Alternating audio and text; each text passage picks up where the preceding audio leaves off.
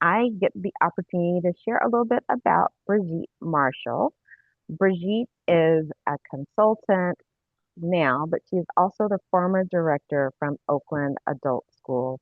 And she has been working with us at CalPro for a number of years, providing her experience and leadership and helping us to understand how to really utilize our opportunity as leaders to focus on transformative leadership and how to really prepare our organizations for that next level of where we are heading as an organization.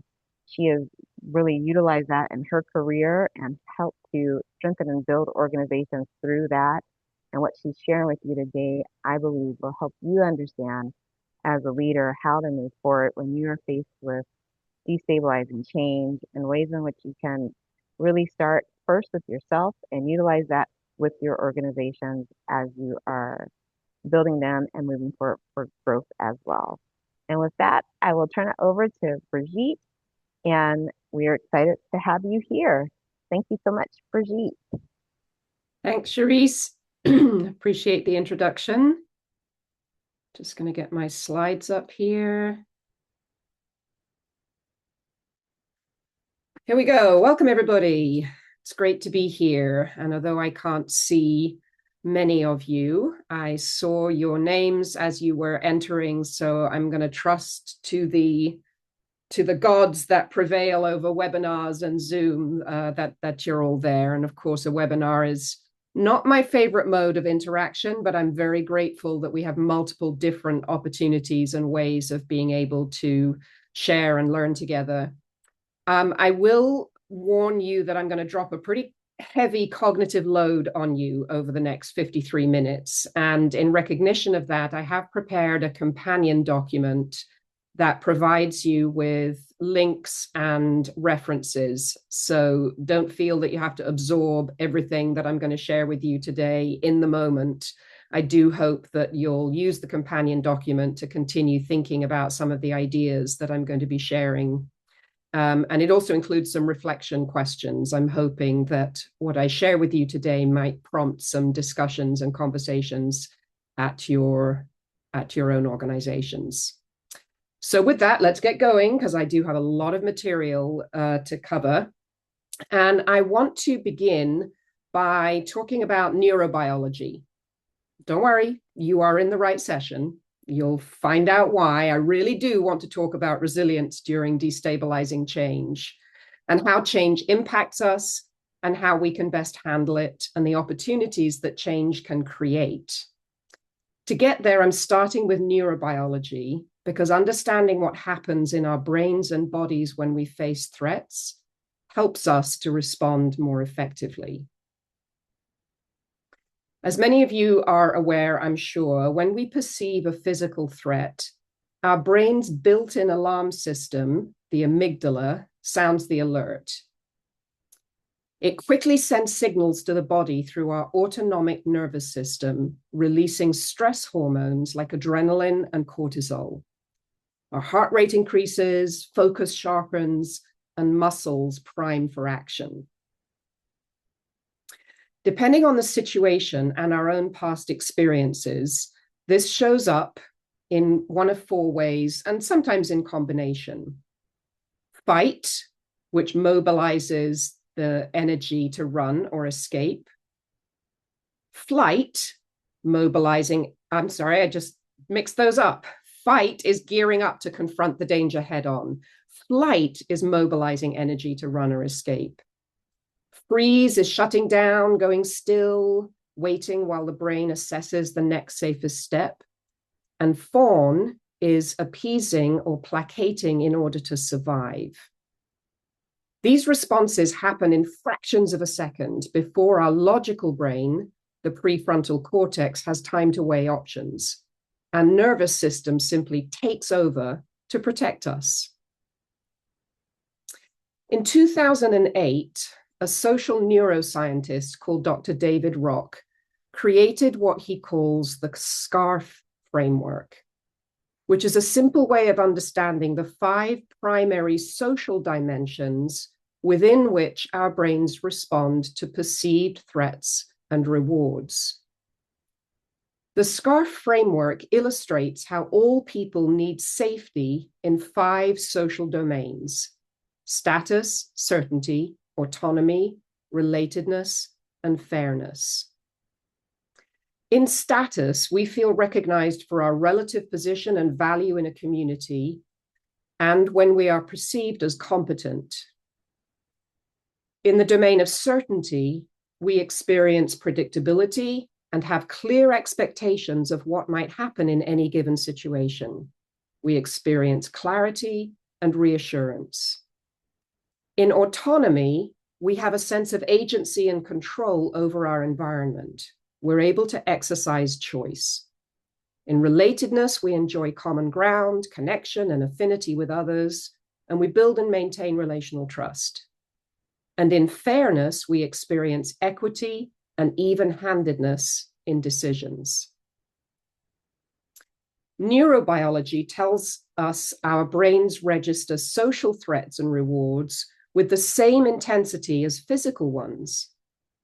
So when SCARF domains are threatened by things like funding cuts, inequitable decisions, executive orders that upend who we can serve in our adult education programs, our brains are triggered into a threat response in just the same way as if we were being physically threatened. The amygdala sends a danger signal to the hypothalamus, which hijacks the nervous system, and our bodies go into survival mode. So, when one or more of the SCARF domains gets triggered, we lean into those fight, flight, freeze, or fawn responses. They're not choices, they're automatic. In our context, let's just think a little bit about what that looks like. Fight might look like anger or doubling down on what you still can control, or winning the point in an argument, no matter what. Flight might look like calling in sick, hiding in your office, avoiding conflict. Freeze might show up as silence in important conversations or analysis paralysis. Fawn might look like smoothing things over at any cost, going with the flow. And I want to be clear, I'm not saying that any of these reactions are bad. We're all perfectly imperfect humans navigating threatening situations that trigger deeply wired strategies for coping with threats to our well-being. I want to pause here and take a quick minute for some reflection. And we're going to do a chat box reflection, so get ready to type. My question for you is, which SCARF domains trigger you most? Is it when you feel threats to your status, to certainty, to your autonomy, to relatedness, and or fairness? It could be a combination, of course. And when you're triggered, what's your go-to? Do you gear up to fight? Do you hide away in flight? Do you freeze? Do you get paralyzed? Or do you try to smooth things over to the greatest extent possible? And how does that show up for you? And remember, there's no judgment. This is an invitation to be vulnerageous, which is the art of being both vulnerable and courageous at the same time. So let's hop back to this slide, and I'll invite you to drop your reflections in the chat box. Which SCARF domain gets you most activated? Status, certainty, autonomy, relatedness, or fairness? And what does that look like for you? What gets triggered? And I'm going to pull up my chat box so I can see. I'm going to pause for a second here because I know this is not a simple chat box entry. Fairness. Oof, when things are inequitable and unfair and it triggers that fight. Oh, let's battle against this. And a threat to certainty for Angela triggers flight. Yeah, insecurity, lack of predictability and what's going to happen makes you want to run away. The biggest trigger is fairness, and triggers fight again. Certainty. Oh, this is interesting. The reaction depends on the audience. Gear up to fight with some and fawn with others. Yeah, there's a power dynamic at play, right? Status and relatedness. Trigger flight or fawn. And fairness from Sue. Yep, very, very activating. I see a lot of fairnesses, and I think clearly in what we are navigating right now, in all of the uncertainties that we are experiencing, in all the changes. When is the next shoe going to drop? How many shoes are there, for goodness sakes? What else can be undermined about the way we have always gone about our work of educating adults? It is indeed extremely triggering. And I think it's important for us to recognize that it's deeply human to be experiencing and feeling what we've been feeling. Okay, let's move on and think a little bit about dominant culture. In today's society, dominant culture often privileges the mind over the heart. Many of us have been socialized to suppress our feelings and pay little heed to our emotional selves, especially in professional settings. When stress dominates, cognitive capacity, creativity, and learning all shut down. We're back to neurobiology. Threat responses decrease our ability to think clearly and work collaboratively. So, taking care of our emotional selves has everything to do with our ability not to just survive, but to thrive during times of destabilizing change. I invite everyone to think of the oxygen mask rule. You secure your own mask first so you can help others. We remember this from every plane ride we've ever taken, right? Self-care is not selfish. It's how we keep ourselves resourced to support our communities. That's why it's so important to take care of ourselves in the face of destabilizing change. We're going to engage in a little self-care in just a minute, remote self-care, if you like. But before we do, let's briefly hop back into neurobiology. Research shows that self-compassion activates the parts of the brain that support clear thinking, emotional balance, motivation, and empathy. In other words, being kind to yourself literally helps your brain work better. So if you needed a reason to practice more self-compassion, there it is. What we're going to do is engage in some self-care somatic practice. We're going to practice 5 self-compassion holds. And if you're on camera, feel free to go off camera. The theory behind the intersection of self-compassion and somatic practice is that the body is the holder of emotional pain, and therefore must be included in the healing process. While traditional self-compassion focuses on mental and emotional acceptance, a somatic approach uses awareness of and connection with the body to address deeply stored stress at a physiological level. I'm going to demonstrate the sequence of the 5 holds, and then I'm going to invite you to do them with me a couple of times through, and hopefully we'll have a little bit of musical accompaniment just to really contribute to this self-care that we're going to engage in.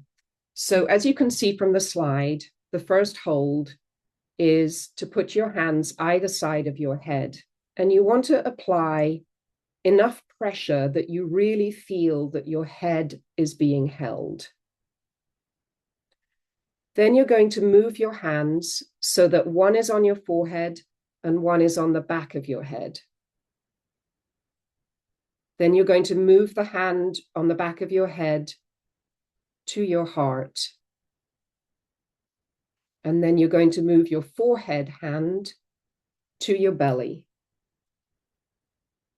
And then you're going to move your heart hand to the back of your head. So it's 1, 2, 3, 4, 5. And we'll do it slowly. And I will play us some music. We'll do it a couple of times through. And really take this time to breathe and think about this as a counterbalance to all of those stress and threat responses that are so human. I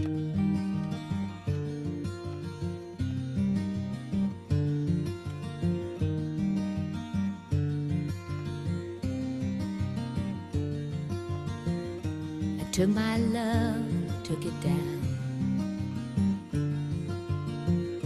I climbed a mountain and I turned around, and I saw my reflection in snow-covered hills till the landslide brought me down.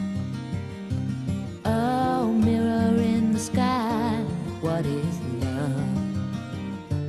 Can the child within my heart rise above? Can I sail through the changing ocean tides? Can I handle the seasons of my life?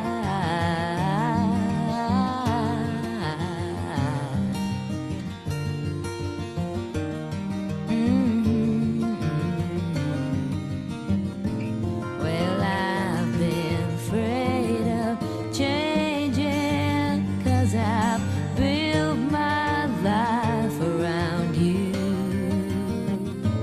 But time makes you bolder, even children get older, and I'm getting older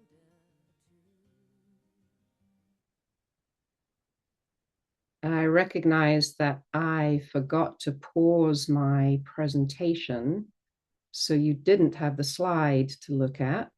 Let me just get back to the right screen here. Are we back? Are we good? I wonder if I can invite just a couple of chat box shares. How did that feel for you? A somatic Macarena. I love that. How did that feel for folks to take that brief moment of pause to exercise some self-care? Nice to take a healing moment. What a great name you have, Brigitte. Pleasant and grounding, nurturing. There we go. Could feel the warmth from my hands. Wonderful, Angela. Thank you for sharing that. And I hope that it resonates with folks that when we experience that catching heart, amplified heartbeat by one of the social threats that we experience, unfortunately, quite frequently now, that this kind of gentle self-care can help us to regulate, which then puts us back into a position of being able to think at our best, to think creatively, to engage in collaboration, which is what the moment calls for from us. And self-compassion holds are just one approach to activating the parts of the brain that support clear thinking, emotional balance, motivation, and empathy. There are many other ways to be kind to yourself, and I would love it if you all would share with each other what you find as helpful in re-regulating yourselves. I want to switch to a new thinker now. Dr. Joanna Macy was an activist and systems thinker, and she taught us to embrace our emotional selves, especially the kind of sorrow and grief that many of us are experiencing now in the wake of the destabilizing changes that are washing around us. She invited us to engage in what she calls radical presence, to stay awake and be present in the face of difficulty and threat. In a 2022 interview, she shared these ideas. Don't be afraid of the sorrow, grief, or rage you feel. Treasure them. They arise from the depth of your caring. Choosing to be starkly present in this moment now is a radical act. I find both of these ideas very compelling. And when I come across a compelling idea, I'm always driven to answer the question, what does that look like when you apply it? What could it mean to be starkly present as a radical act in our current context, in our professional relationships? An important way to be radically present can be to listen, depending on the kind of listening that we engage in. Could be any number of these kinds of listening. But the kind of listening that I want to describe for us today is constructivist listening. Given the webinar format, we're not actually going to be able to practice this today, but I would like to give it to you as a homework assignment. And I really hope that you will try it. It's an incredibly powerful way of being radically present for each other. And it's actually an activity that I engage in with a colleague and also with a friend on a regular basis. We made an agreement together that periodically we were going to be present for each other in this particular way. It's called constructivist listening, and the guiding principle is very simple. I agree to listen to and think about you in exchange for you doing the same for me. That's the fundamental guiding principle. And this is the setup. You do it in pairs or dyads, and each person has equal time to talk. Typically, it's 2 minutes or 3 minutes. You take it in turns to listen to each other, each responding to the same prompt, though this is not a conversation. You agree that you will not interrupt each other or comment. When you agree to offer each other constructivist listening, you both also agree to maintain confidentiality, in addition to agreeing not to use the time to criticize or complain about others. You are agreeing to speak from your own experience about your own feelings and perspectives. So you decide who's going to go first. You decide on a timing method. The first person speaks for 2 minutes or 3 minutes. This other person is simply listening, often with affirming facial gestures, maintaining eye contact. Sometimes the speaker doesn't want eye contact and they look down as they are sharing. And then you switch, and the listener becomes the speaker becomes the listener. Sometimes the second speaker might riff on something that the first speaker said, but only from the basis of their own perspective and their own experience, their own reflections. It's not a conversation. It's about offering each other the gift of deep, radical presence. Here's the prompt that I'm going to offer to you to do your homework assignment, to go find a colleague, go find a friend, and give each other the gift of listening for 2 minutes. The prompt is, at a time when so much feels uncertain, what worries you most?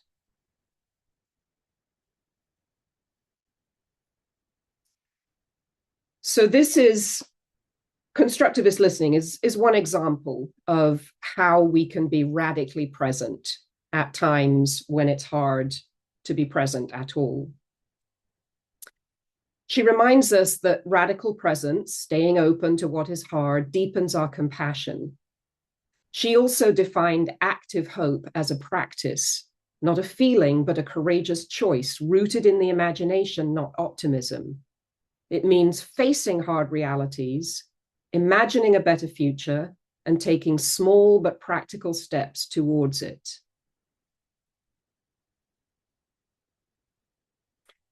Ruha Benjamin is the Princeton Professor of African American Studies, and she expands on this idea in her wonderful, wonderful book. If you want a book recommendation, this is my favorite of the moment, Imagination, a Manifesto. Benjamin asserts that imagination isn't just something we do alone in our heads. It's shaped by whole groups of people. Systems of inequality persist not only because of policy and power, but also because our imaginations have been constrained. Those in power often try to shrink what the rest of us can picture, making it seem like unfair treatment is just the way things are. Oppression thrives on limited visions of possibility. That means that if we want change, we have to imagine together, not just on our own. Collective imagination pushes back. It helps us to see and believe in futures that the dominant culture wants us to think are impossible.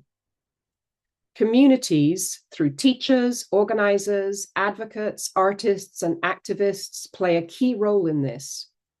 By telling new stories, describing and depicting new opportunities and taking action, they make different ways of living feel real, possible, and believable. When we come together like this, imagination can turn hope into something active, a shared practice of building lives and systems rooted in care, justice, and solidarity.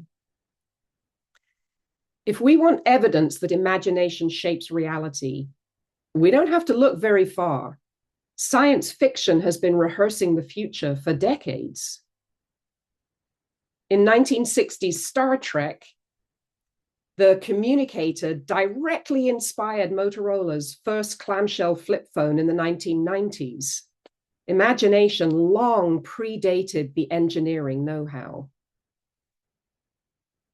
In 1865, Jules Verne imagined a projectile fired to the moon from Florida, eerily similar to NASA's Apollo launches from Cape Canaveral a century later. And remember the Jetsons? In the 1960s, what seemed like absurd comedic exaggeration with robots, home automation, and screens to talk face-to-face, the Jetsons foreshadowed so much of what now seems mundane. And in the 1940s, comic strip Dick Tracy had a two-way wrist radio. Today's Apple Watches, Galaxy Watches, and similar devices make this real. And again, what artists, scholars, and activists once dreamed has later been built into reality. Science fiction and creative visioning often serve as prototypes for collective imagination, expanding the boundaries of what feels possible. But imagination can cut both ways.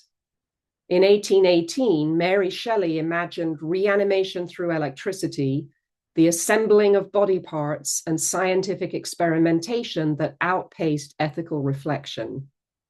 Today, organ transplantation is routine, defibrillators restart hearts, and electrical stimulation treats neurological disorders. Shelley wasn't just imagining possibility, she was interrogating responsibility. Just because we can build something does not mean we have designed it well. Science fiction doesn't only inspire invention, it also issues warnings. Margaret Atwood's The Handmaid's Tale, once seen as dystopian fiction, now echoes disturbingly real-world attacks on reproductive rights and democratic freedoms. What begins as unthinkable can indeed become tangible reality, whether liberatory or oppressive, depending on what communities choose to build. The task before us is to nurture collective imagination and the commitment to build futures rooted in care, justice, and freedom. I'm going to bring in one more big, good thinker of today. In Emergent Strategy, Adrienne Maree Brown argues that transformational change begins with what we imagine and how we practice it in community. Brown offers tools for how to enact it through adaptive relational strategies. She argues that the way we change the world should mirror the way change already happens in nature, through emergence, adaptation, interconnection, and iteration. Instead of relying on rigid blueprints or top-down strategies, she says that transformational change can thrive by embracing fluid, relational, and decentralized approaches. Key elements of her thesis include these things: that change is constant. Instead of resisting it, we must learn to adapt and evolve. She names intentional adaptation. Like ecosystems, communities can shape how they grow by aligning with values of justice, care, and resilience. She coins this phrase, small is all. Small actions and interactions build toward large-scale transformation. She names interdependence. Transformation is collective, not individual. Relationships are the building blocks of change. She names fractals, the interpersonal local patterns we practice at the smallest scales replicate at larger organizational and systemic scales. So Brown is urging us to embrace emergent change by growing and adapting like living systems, guided by resilience and imagination. Let's pause here just for a bit and flex our imagination muscles together. Dr. Benjamin asks if we can imagine a world without prisons. Ridiculous, right? Schools that foster the genius of every child. They're impossible. A society where everyone has food, shelter, and love in your dreams. Exactly. Remember, what begins as unthinkable can become tangible reality when people choose to build it. And oppression thrives on limited visions of possibility. Collective imagination pushes back. It helps us to see and believe in futures that the dominant culture wants us to think are impossible. So let's dream up the impossible together. I'm going to ask you to drop into the chat box the wildest and craziest imaginings that you can come up with on the spot. And I'll just warm us up and get us going with an example. Imagine if we transformed underused public spaces at night, shopping malls after closing, libraries, transit stations, even parking lots, into pop-up learning hubs where people can access free education. And then let's build on that. Yes, and what if we created mobile learning pods from repurposed buses or shipping containers fitted with Wi-Fi, tablets, and solar power that could roll into neighborhoods, turning everyday places into classrooms? Yes, and what else have you got for me? Imagine if. Yes, and let's post a few to the chat box. Imagine if.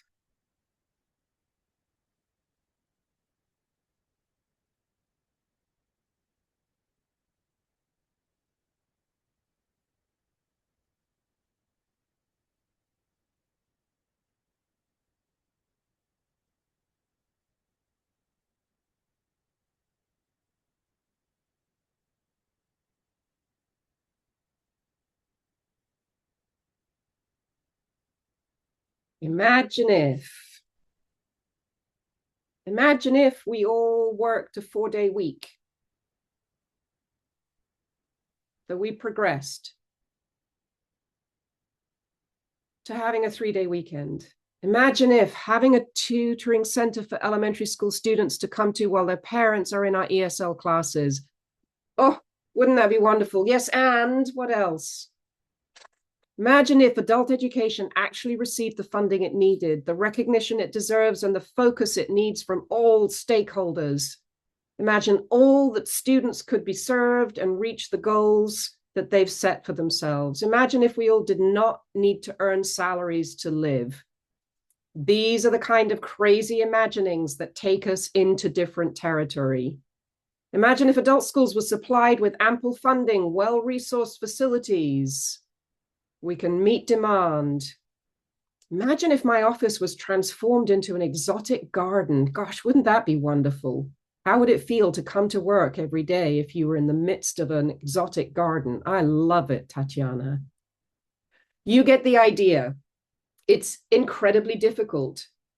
Our imaginations can be constrained by the realities of what we confront every day. I look at the Washington Post first thing in the morning, and it's not long before I have to put it down because, woof, this is coming, woof, that is coming.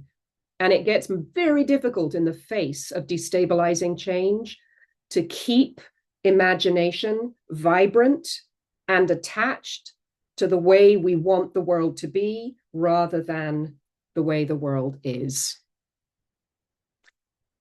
I hope you'll continue to engage in wild imaginings. I'm going to come back to that concept in just a second. The Institute for the Future, based out of Stanford, calls for a more rigorous systems approach to change and the future that helps people find agency in their own expertise to be better prepared in uncertain times. In a recent article, the Institute noted that in chaotic times, the biggest barriers to good strategy aren't just the crises themselves, but the limits of our own thinking. They say that three powerful forces often hold organizations back. Biases of the present, where we tend to project today's assumptions forward, which narrows our view of what the future could look like. Forbidden futures, where groups resist looking at possible futures they don't like, fearing that naming a possibility is the same as endorsing it. And legacy structures and vested interests. People naturally defend their budgets, roles, and theories of change, even when they no longer fit the moment. Periods of destabilizing change force organizations to confront these barriers while being ambidextrous and working in two modes at once. Short-term crisis responses, so that we can survive today, and long-term strategy building, so that we can shape tomorrow.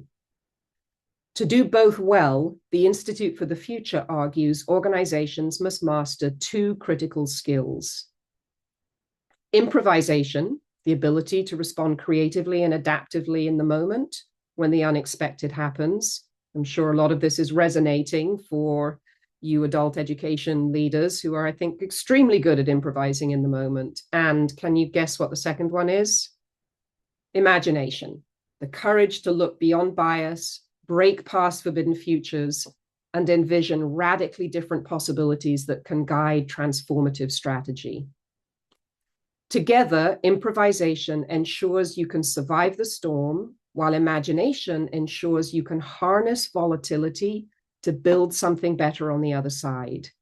And this is where we start to reclaim some of our agency and our power, right? We're not going to be undone by the chaos, by the destabilization.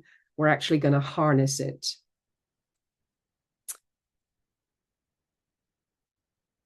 Let's see, I'm keeping an eye on the time here. I think I'm going to jump ahead just a little bit here. I want to lift up that we don't have to engage in grand heroic actions to participate in the process of change. Small acts, when multiplied by millions of people, can quietly become a power no government can suppress, a power that can transform the world. And if we do act in however small a way, we don't have to wait for some grand utopian future. The future is an infinite succession of presents, and to live now as we think human beings should live, in defiance of all that is bad around us, is itself a marvelous victory. The words of the late, great Howard Zinn. There are so many wonderful invitations inherent in this sentiment. And in spite of all that we feel we are struggling against, what are the opportunities that we can discern in the fog of the chaos and tumult that currently surrounds us? And I want to ask, what kind of leadership does this moment call for? Amidst the confusion and destabilization, what opportunities can we notice, create, and leverage? In his 2022 definitive guide to instructional coaching, Jim Knight said, for many, leadership is about providing direction, clearly stating a vision or goal, and then motivating others to want to pursue that goal. Such a definition divides people into leaders and followers, suggesting that leadership is something people do to others, often by defining the direction they must take and motivating them to want to follow. This moment in time reminds us that we have an opportunity to move beyond the traditional picture where leaders seek to order and control, engaging in a top-down way. In 2020, we all got soundly spanked and reminded that as leaders of complex systems, we might be in charge, but we're definitely not in control. So where does that leave us? What kind of leadership could we lean into and nurture during these challenging times? In contrast to the top-down leadership that many of us are very familiar with, the National Equity Project invites us to develop a different way to lead during these destabilizing times of change. They call it the inside-out approach to leadership, where we start with understanding ourselves and how we're situated, and then proactively seek to build alliances and partnerships to pursue collective experimentation. Remember the call for ambidexterity, combining improvisation with imagination? Both are needed for collective experimentation. We simply will not survive the current era of destabilizing change if we're not able to adapt into this new and unfamiliar territory.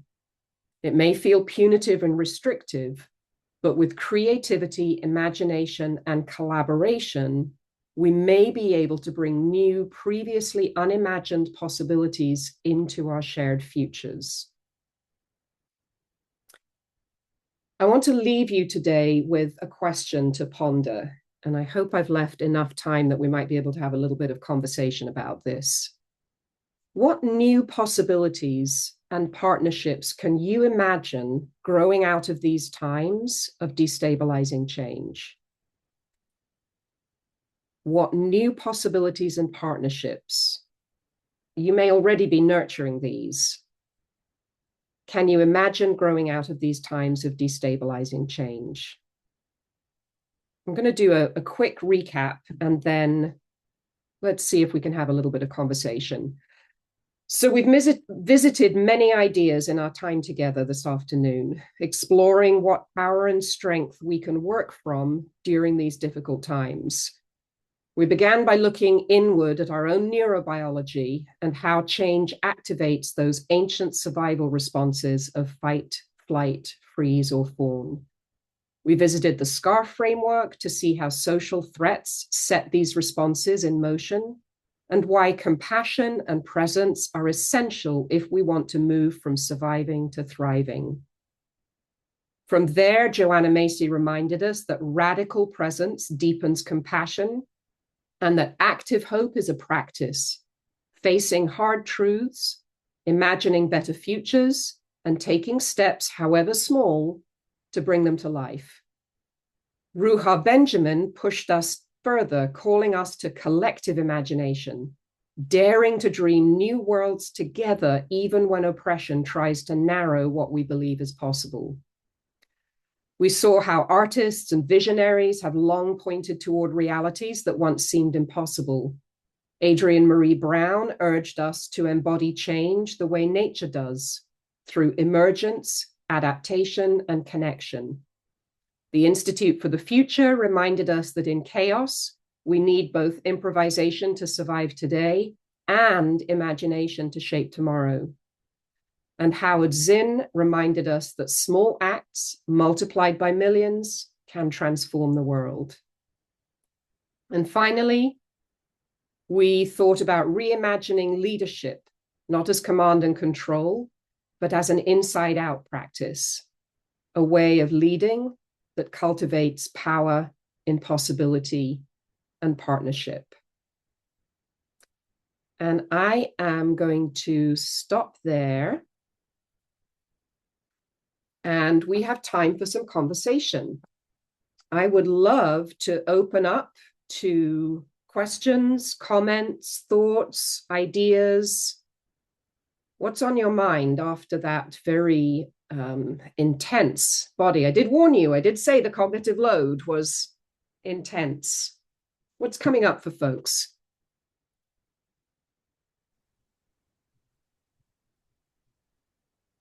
I want to Yeah. share, and I probably will put the link in the chat, the way we dealt with, stress and difficulties and anxiety of our students.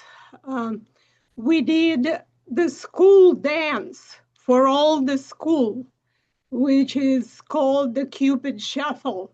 All the morning classes came out in the parking lot, and we taught them how to do it, and we all danced. So if you allow me, I will put a link in the chat box if you want to see how it worked. That's beautiful, Tatiana. Thank you for sharing that. And I didn't name it explicitly, but cultivating joy is both an excellent strategy for mitigating stress and for counterbalancing the stress responses that we have. And it is also a direct feeder of active hope. So I love that you have called that into our notice. So I put it in the chat box if you want to have a look. It was a very joyful event. Wonderful. And even people from the school district came to videotape it. Excellent. So it kind of brought us together, and we experienced this moment of joy and relaxation and relief and being all together. Wonderful. And I see Diana, and do you pronounce your name the same as I do? Brigitte? Is it Brigitte? Or do you pronounce it Brigitte or Brigitte? Brigitte sounds nice. No, Bridget's fine. You go with Brigitte. Nice to meet you. Nice to meet you. It's very unusual that I see the same spelling for my name. We need to get together. Yeah, really. Did you have something you wanted to share? I just happened to notice the authors that you highlighted, all women of color, and the ideas just seemed really amazing and relevant and connect to our work and navigating during these times. So I'm definitely going to be looking them up. So thank you for that. Yes, you're very welcome. I think it is incredibly powerful to find inspiration from people who have done a lot of thinking about how to hold ourselves during times of stress, strain, change, destabilization. There are some very wise folks, and yes, indeed, many of them are women of color. I think Afrofuturists are really coming into their own right now. There's a lot. Ruha Benjamin is certainly one of them, but there are others, very wise folks with good ideas to share. Diana, did you have something you wanted to lift up? No, I'm just very happy to have you here. I had shared with Charisse, I think, I'm the CALPRO contract monitor for California Department of Education. I attended this session at NTI and I couldn't stop talking about it. Right, Charisse? That's right. And I was like, everybody needs this right now. We just really, I think I'm saying it right, the somatic holds. I mean, and I know a lot of my colleagues in the CD office intended to be here, but a lot are in different, this is our FPM monitoring season. So I'll be sure to share the recording because not everyone was able to attend NTI. So thank you for sharing. And Charisse, thank you for listening to me. Absolutely. And contacting. And I mean, everyone here will tell you that we know that it's really beneficial. So important for us to be level-headed at this time and not expand the chaos, right? That's right. Thank you again. And I think the context and the conditions are so extreme and so unprecedented. The inclination is for us to be in constant reaction mode because it's every day, right? It's daily. There's something else that is coming at us, that is hitting us. And to develop the discipline of pausing and saying, okay, I'm going to take care of myself so that I will be better situated to approach what I now have to deal with in a better way. It actually takes disciplined practice and making a commitment. And it's one thing to say something like that. It's another thing to have a set of practical steps to take, whether that's an agreement with a colleague to do constructivist listening. it takes less than 5 minutes. I'll listen to you for 2 minutes. You listen to me for 2 minutes. We're not going to criticize. It's confidential, but I'm going to give the gift of listening to someone who I know is handling a lot. That's a very practical, tactical thing that you can do with and for each other. The somatic holds you're doing for yourself. These seemingly simple and small practices can make an extraordinary difference as we're navigating the shifts and changes. And I know most of the people here, and then I'm sure that they'll appreciate it and try to work through some of this with their staff, which is what we really need to. And I also know that many of the people here are dealing with a lot of difficult situations at their school sites. And sometimes you know that you have that meeting coming up that's a little contentious and you're just not quite sure how you're going to get into it. So now you have an additional set of tools to help you prepare for it or maybe debrief after it. And I hope that you'll all appreciate it and use the materials that she shared. And thank you again. That's it. Thank you, Diana. Is Well, there I anyone also, else who has a last comment or question? Well, I just want to thank Brigitte and Cherise. Cherise, remember me? I do, Tatiana. Well, thank you so much for, giving us an opportunity um, to and giving us the resources to cope with these difficult times. And Brigitte, you are, as usual, so above us all intellectually.